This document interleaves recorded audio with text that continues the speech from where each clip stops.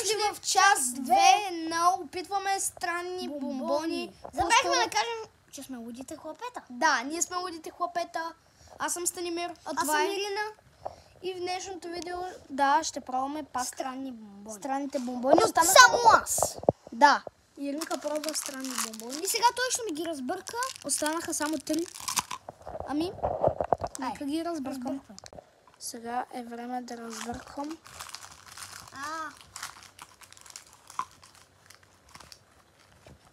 Готово? Давай. Къде е? Не знам. Това ми се падна, това много искам. Вижте какво е това.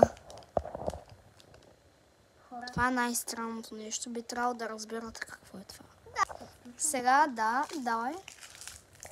Това ще е странно. Искам да видя как изглежда. Покажи хубаво бомбоната. Чакай. Ядай. Дай. Да, така изглежда. Ама това е много... Не беше много приятно. Да, като Сладко, според мен. Дай да го видим на вкус. Давай, откъпи половината. Кисело ли е? Ядай да го покажем. На хората да го покажем, да. Кисело ли е?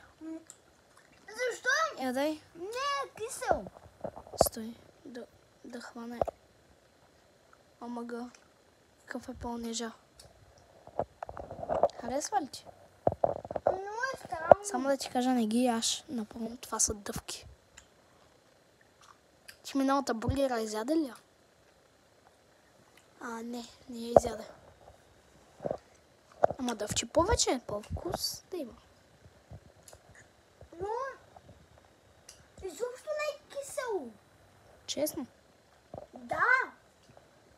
По принцип, доста ютубъри гледам, пробвали са ги, казват, това е много кисело. А на следващото е яйцето или някаква тук... Странна бомбона. Я да видим. Какво е това? Това е... Някаква крава, бе. Еми хора, това беше всичко нас. Дано сте харесали, лайкнали и шернали това видео. И коментирайте. И лайквайте за мен и за Сънка. Да, и се абонирайте за канала. Гоним 200 абонати!